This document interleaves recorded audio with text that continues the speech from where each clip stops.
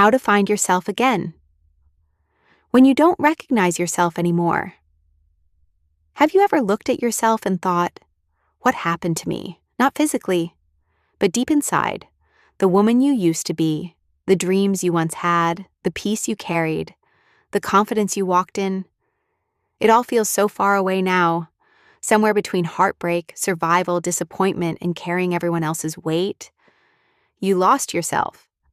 And maybe the hardest part is, nobody noticed. You kept showing up, you kept smiling, you kept surviving, but inside, you were disappearing. And if that's where you are right now, I need you to hear this. You are not gone. You are still there, buried under pain, buried under exhaustion, buried under the version of you that had to survive. But you are still there, and you can find your way back.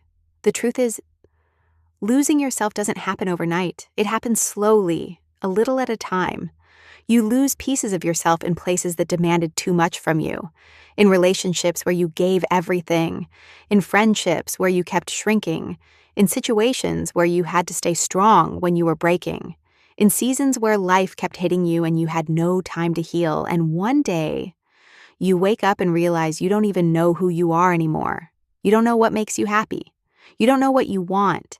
You don't know what peace feels like, and that can feel terrifying. But here's what I want you to understand.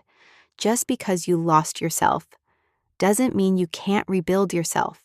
Healing starts with honesty.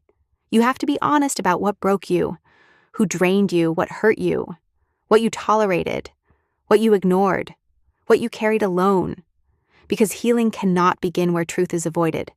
And sometimes, finding yourself again means grieving the version of you that kept surviving.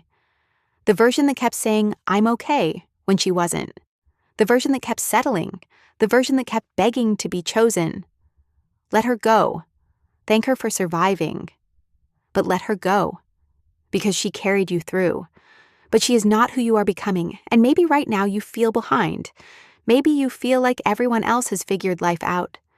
Maybe you feel like God forgot you. But He didn't. Sometimes God allows the breaking because He knows rebuilding you will require the truth.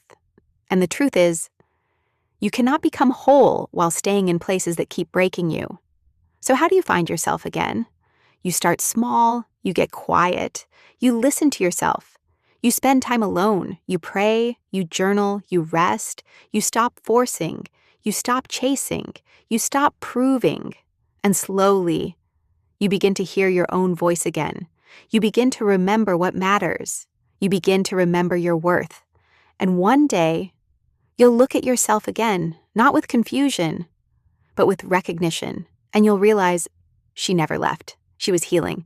Be patient with yourself. Healing is not linear. Rebuilding takes time. But every small step back to yourself matters. Every boundary, every prayer, every tear, every moment of choosing peace, it matters. And if no one has told you this today, you're allowed to start over. You are allowed to change. You are allowed to outgrow what hurt you. And you are allowed to become someone softer, wiser, and stronger. This is not the end of you. This is the rebuilding. And maybe this is where you finally meet yourself again.